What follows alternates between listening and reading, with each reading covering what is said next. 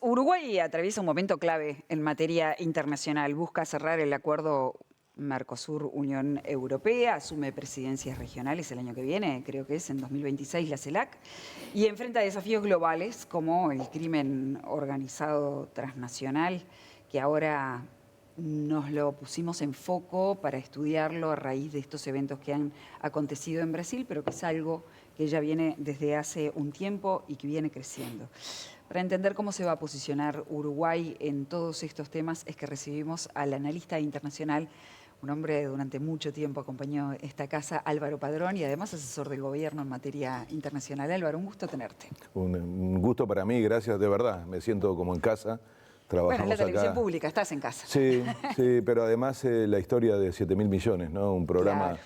periodístico sobre política internacional, el Precioso, primero que se conoció, y la verdad que fue una experiencia para poner este tema que vamos a hablar ahora, ¿no? Que como que en aquella época no era tan fácil aterrizarlo a la vida cotidiana, hoy creo que ya ni siquiera hay que explicarlo. Capaz que con lo de Río nos damos cuenta de cuán vinculante es la política internacional con nuestra vida cotidiana. Ahora el gobierno está pidiendo reforzar, está observando de cerca la frontera y buscando alguna forma de reforzar de manera binacional a los efectos de que no se corra este narcotráfico. Es muy buen punto ese, Gabriela, porque justamente la forma de acercar la política internacional a la sociedad es hablando de cosas concretas. Y, por ejemplo, creo que también la pandemia ayudó a eso, ¿no? Porque salud y política internacional eran cosas que parecían disociadas. Sin embargo, un día, un virus que empezó en China, más lejos imposible, se nos metió en nuestras casas, en nuestros trabajos, nos cambió la vida. Entonces, nos dimos cuenta que había un asunto de carácter global que coincidía con nuestra vida cotidiana, y lo que acabas de nombrar quizá es hasta el extremo, porque ¿quién pensaba que la seguridad iba a ser algo que tuviera que ver con lo internacional? Era una cuestión de organizar de alguna manera el enfrentamiento al crimen. De golpe nos damos cuenta, y aquí está la clave, que el actor principal del crimen es de carácter transnacional y que lo que vemos luego es las consecuencias nacionales. Entonces, estoy poniendo dos ejemplos de cosas bien concretas, porque antes sabíamos que la economía era un tema internacional, si sube el petróleo, si cambia el dólar, si el comercio, pero yo creo que este hilo conductor, no estoy nombrando quizá el más potente de todos, que es los efectos sobre el cambio climático, sobre el drama que vivimos en una sequía o en una inundación o en un incendio como pasa en buena parte del mundo. Esos son asuntos que no respetan los límites humanos, que tienen carácter por lo menos regional, que yo creo que es la urgencia, tener un poco una mirada, y en esto lo de seguridad es clarísimo. Vamos ahora a un encuentro de ministros del Interior del Mercosur, precisamente En Brasil. En Brasil, porque tiene la presidencia de Brasil, claro, del Mercosur en este momento, para intentar responder a un fenómeno que es transnacional y que por lo tanto no puede ser resuelto solo a escala nacional.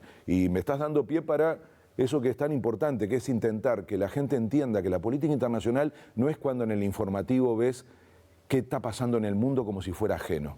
Ya ni hablo de la guerra, ¿no? Y de todo lo que implica. Ni menciono la guerra comercial, que también tiene en nosotros un impacto directo. Entonces, ojalá, y esta es una prioridad del gobierno, la política internacional, en primer lugar, sea más popular, más comprendida, más debatida, más democrática, más transversal y más jerarquizada por parte de la sociedad uruguaya, que implica la política, el gobierno, la academia, los medios, para entender que allí está gran parte de nuestro futuro en juego. Bueno, de hecho, Latinoamérica representa un 6% de la población mundial, sin embargo, tuvo 30% de las muertes en COVID. Y eso tiene que ver con la política internacional y la falta de coordinación entre los distintos gobiernos. ¿Sabés que durante 9 años no hubo reuniones de presidentes?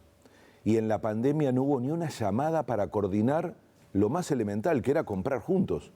O sea, ahí yo te digo, es el fracaso de la no integración. ¿Cuánto juega ahí las distintas visiones políticas de los gobiernos que no terminan de entender que el problema es común, independientemente de la perspectiva ideológica que cada uno tenga? Porque hoy tenemos por lo menos América del Sur, dividido en dos. Sí, es más que dos, es más que dos, ya no alcanza una dicotomía para encasillar. Yo creo que ahí hay un aprendizaje, que yo creo que es una autocrítica incluso desde las perspectivas progresistas, no se puede esperar a una afinidad ideológica para avanzar en estos temas. Hay que tener la capacidad de producir una estrategia con una amplitud que permita contener la diversidad, que además es fruto de la democracia, entonces no puede ser un problema.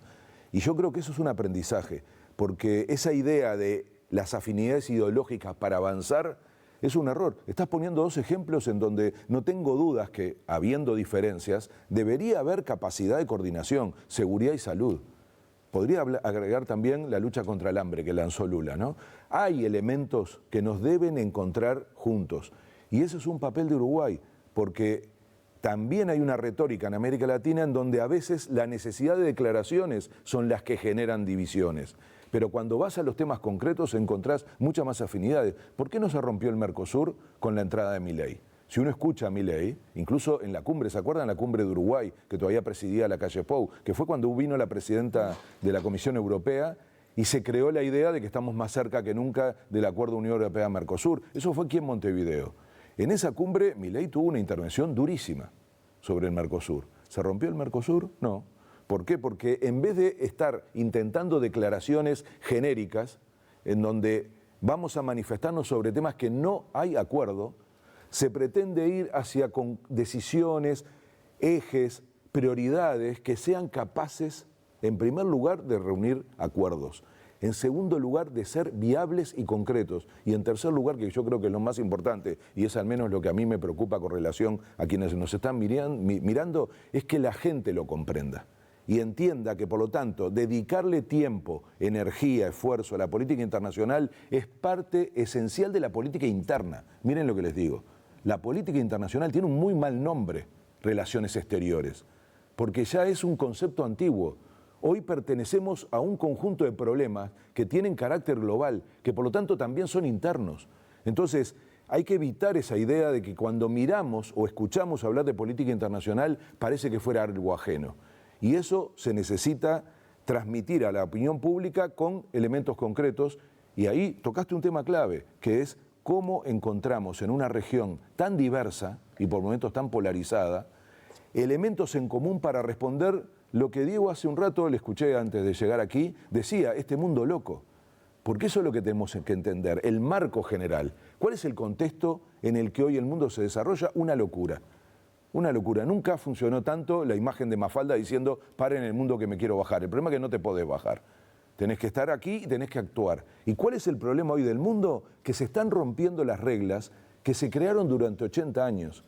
En la historia, yo sé que hay mucha gente que habla, ¿no? Este es un momento histórico y parece que siempre fuera histórico. Bueno, créanme que la historia va a marcar este momento como un momento de disrupción, porque se están rompiendo las reglas que se construyeron durante 80 años.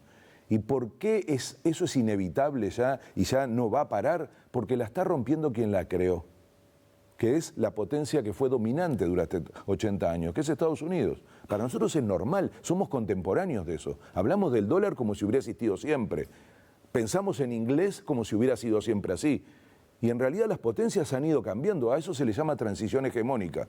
Enrique Iglesias, uno de los pensadores de política internacional más importantes de Uruguay, le llama cambio de época, hace un juego de palabras. Dice, esta no es una época de cambio, sino un cambio de época. Y al cambiar una época, o al ir hacia una transición hegemónica, se está desarmando todo. Y Estados Unidos es la potencia que está perdiendo esa hegemonía. Y por lo tanto es el país que, habiendo armado las reglas que hoy existen, las está desconociendo. Fíjense qué paradoja. Acabamos de terminar la cumbre APEC, ¿no? Que es Asia-Pacífico. El líder hoy del libre comercio es el presidente de China, un país comunista. Y el país que inventó, junto con Inglaterra, la idea del libre comercio, lo niega y se vuelve proteccionista y organiza una guerra comercial. Esa es la demostración de que estamos frente al declive de una potencia, porque pierde sus propias banderas. Trump parece apabullante, ¿no? Prepotente, como que se impone. En realidad, Trump es la consecuencia, no la causa del declive de Estados Unidos. Trump llega a ser presidente 2 veces por un proceso de deterioro de lo que es Estados Unidos como proyecto mundo.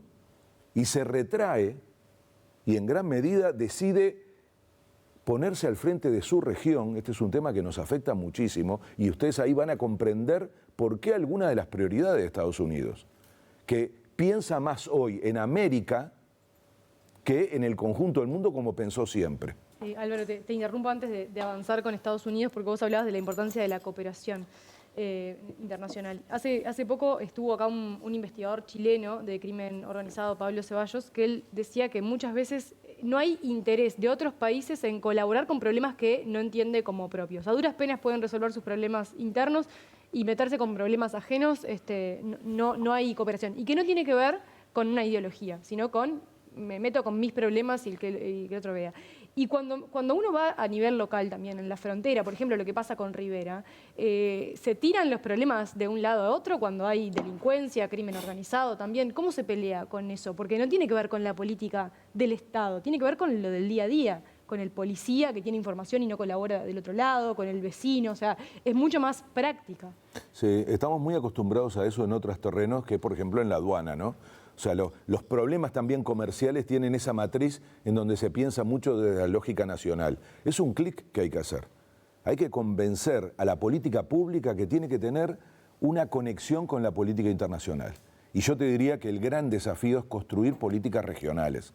En seguridad tiene que ser, ya lo es en varias áreas, ¿eh? Por ejemplo, la energía ya tiene una perspectiva regional. Todos sabemos que permanentemente a través de la interconexión eléctrica le vendemos y le compramos y nos va muy bien con eso, ¿eh? Entre otras cosas porque nos complementamos, porque no nos pasa todo el tiempo, al mismo tiempo las cosas, sequías o mejor generación. Entonces, esa dinámica que es de cooperación, yo sacaría la palabra integración, porque la palabra integración nos ha obligado a pensar de una manera demasiado finalista, porque lo supone, ¿no? Ser integrales bueno, hay que hablar más de cooperación, porque le baja un poco el tono a este debate hasta para hacerlo más viable legal también, ¿no? desde el punto de vista de la diversidad ideológica. Entonces, lo que tú decías, fíjese qué contradicción. Si hoy parte fundamental del crimen organizado es transnacional, sin embargo los ministerios se llaman del interior en casi todos lados, los que se dedican a la seguridad, como que fuera puramente interior, ¿me explico? Entonces, es un cambio profundo, institucional, político, cultural, pero es inevitable. Porque ahora me van a entender quienes me están mirando, nosotros tenemos hasta un criminal internacional ahora famoso, cosa que no nos pasaba. Entonces, ¿por qué no lo agarramos? ¿Por qué nadie lo puede agarrar? Porque tiene una forma de trabajar, una escala que es transnacional. Si cada país se lava las manos diciendo, bueno, si no está en Uruguay, yo ya no me preocupo. Si no está en Bolivia, no se ocupa Bolivia. Entonces, ¿quién se ocupa? Y la gran ventaja de estas organizaciones, que también pasa con las empresas transnacionales, es que miran el juego en un sentido amplio y van haciendo los movimientos según cómo les conviene. Entonces, si los apretan más en un lugar, dice, por ejemplo, si le cobran más impuestos, va a otro. Si los costos laborales son más caros en un lugar, va a otro. Eso pasa con las empresas, no lo vemos como un problema. Hay parte de problema en eso, ¿eh? Si no, pregunten a los trabajadores de Pedido Ya. Entonces, la deslocalización y la forma de actuar a escala global es una asimetría fuertísima con los estados nacionales. El crimen organizado es brutal, porque además si no lo entendemos como una cadena de producción, por eso es transnacional. Hay un lugar donde se planta, un lugar donde se produce, un lugar donde se transporta y se acopia, un lugar donde se consume y un lugar donde se lava el dinero. Esa es la cadena hoy del crimen organizado vinculado al narcotráfico. Ojo con la trata de personas, que es otro crimen sumamente fuerte, que tiene carácter transnacional y que está creciendo. Entonces, si no atacamos la cadena, lo que hacen es, bueno, si hay un problema con la plantación, no sé, en Colombia, se mudan para otro lugar. Claro. Si hay un problema donde hay el acopio, eligen el puerto de Montevideo, el puerto de Rosario.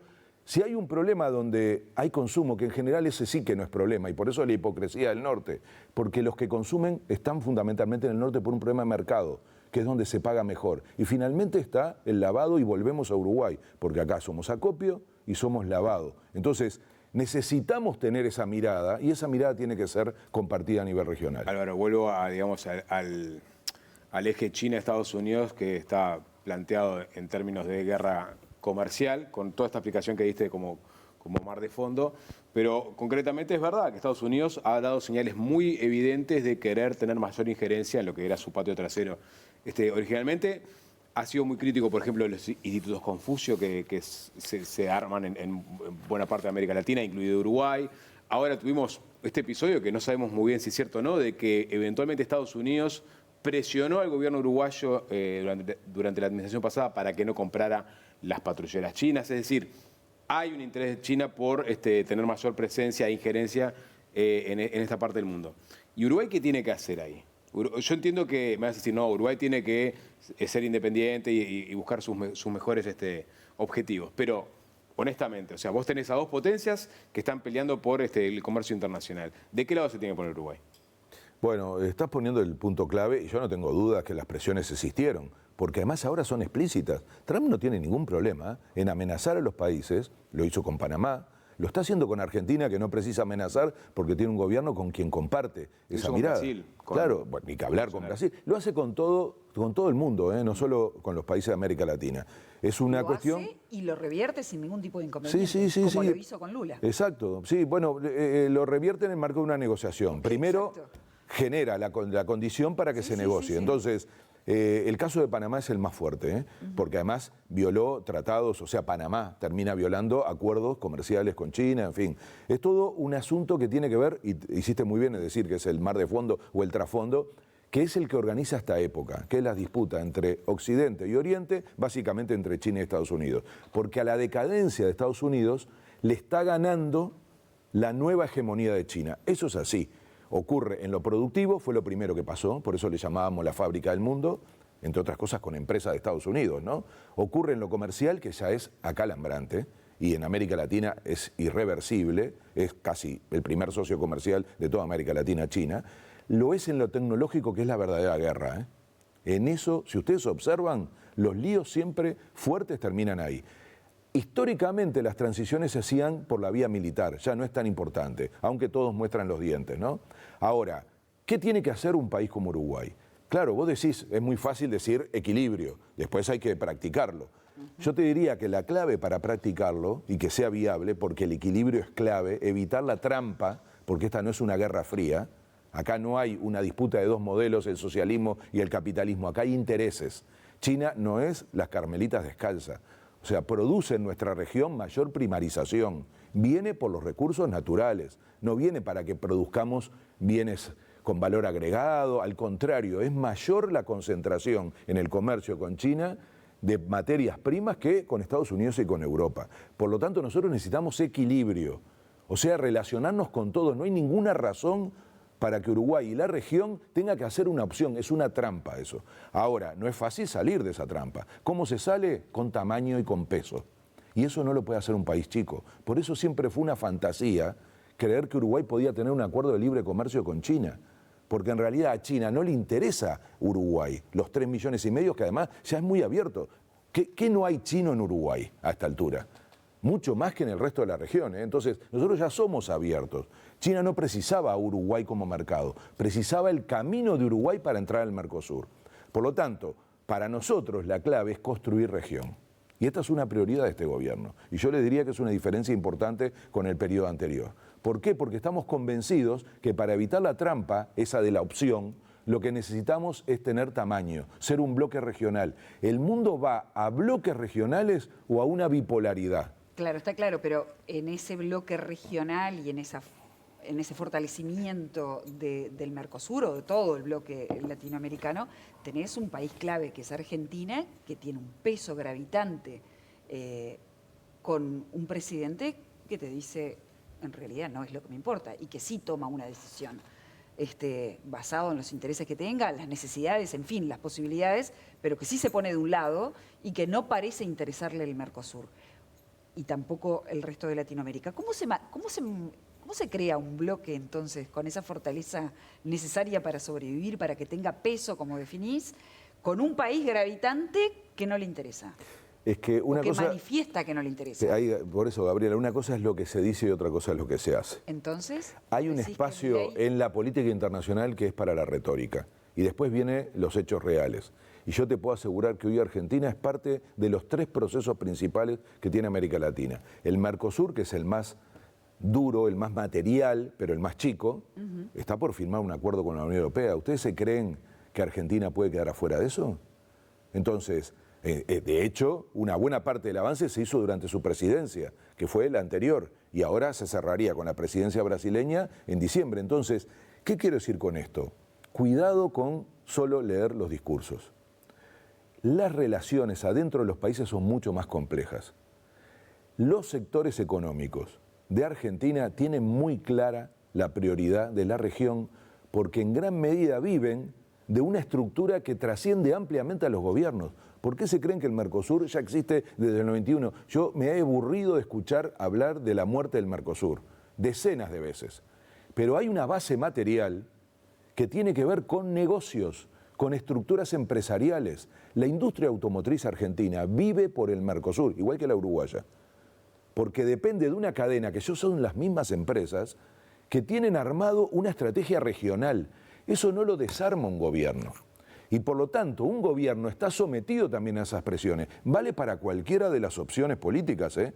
Cuando un gobierno de izquierda quiere transformar, el Frente Amplio tiene una visión crítica sobre el Mercosur, sobre su énfasis comercialista, sobre la necesidad de complementación productiva, sobre otras dimensiones. Bueno, ha tenido que limitarlas al marco de la negociación. Lo mismo le pasa al gobierno de Argentina actual. Lo que hay que evitar es poner a estos bloques regionales, a estos intentos en declaraciones genéricas. Esto lo aprendimos. Esta es una receta de Mujica, ¿eh? Él decía, no tiene que haber más grandes anuncios que tengan que ver, muy latinoamericano, ¿no? Vamos a crear, bueno, aterricemos en temas concretos en donde haya condiciones de viabilidad, sobre todo convenciendo a la gente, y en ese marco Argentina ha demostrado que detrás de un presidente hay, en primer lugar, un Estado, y cuidado con los que no entienden la resiliencia de los Estados, y esto pasa incluyendo a Estados Unidos, ¿no? O sea, una cosa es lo que dicen los presidentes y los gobiernos, y luego el aparato del Estado, que tiene una inercia y una cultura de trascender los gobiernos, y ni que hablar los sectores económicos. Entonces, la realidad hoy de la región es que nadie se puede hacer el loco, porque el mundo está demasiado caótico como para no apostar y cuidar lo que uno tiene. En materia comercial es clave. Y si ustedes observan, por más discurso que hay, ¿cuál es el principal proveedor hoy de soja en el mundo? Argentina. ¿A quién? A China. Ese es el gran lío que tuvo Trump explicándole a los granjeros norteamericanos por qué estaba... Claro. Pero el lío interno es impresionante. Es un caso que yo nunca había visto, que una política de un país como Argentina se metiera en la política interna de Estados Unidos. Llegaron a hablar, el jefe del Tesoro le dijo a una senadora que estaba practicando American Peronist. O sea, le puso hasta un término, que estaba peronizando el debate. Es buenísimo. No, pero además la discusión fue fantástica, porque le decía... Él está defendiendo a los trabajadores argentinos igual que nosotros, porque esa es la causa de Trump en el mundo, defender a los trabajadores del mundo. Ya me parecía... Pero ¿qué les quiero decir con esto? Lo que estaba terminando como reproche de los granjeros es, pero vos le estás dando 20.000 millones de dólares a este país que está haciendo tremendo negocio con su sector agrícola, vendiéndole soja a nuestro enemigo comercial, mientras nosotros nos tenemos que comer la soja en Estados Unidos. ¿Se dan cuenta las contradicciones de la época? Sí. En ese marco nadie regala nada. Y por lo tanto Argentina, si somos inteligentes, y ahí viene el papel de Uruguay, si ayudamos a estos procesos, vamos a encontrar equilibrios y posibilidades en el Mercosur, que es el círculo más chico de la política exterior de la región, en el consenso de Brasilia, que es Sudamérica, por algo no le llamamos UNASUR, se dan cuenta, ¿no? No volvió a aparecer el término UNASUR. Es el consenso de Brasilia, que son los 12 países de Sudamérica, que Uruguay ya está presidiendo ahora. Y por pedido de los países, va a presidir el año que viene la CELAC, que estamos a pocos días de que se haga la cumbre con la Unión Europea ahora en Colombia. Entonces, la verdad, yo se los digo, volvió América Latina al mundo que estaba intrascendente. ¿Eso quiere decir que ya tenemos resuelto todo? No, es que el mundo está tan mal que necesita actores de estabilidad. Esa frase, dijiste volvió a América Latina, el mundo me hizo acordar a Lula cuando dijo volvió a Brasil. Es que si no volvía a Brasil, no volvía a América Latina. Álvaro, te tenés que ir. Nosotros teníamos un rato más, pero bueno, está bien, si te tenés que ir, te vas. Gracias. Cuando quieran, estoy de vuelta. Gracias por habernos visitado esta mañana por la invitación. Televisión Pública. Nos vamos a una breve pausa.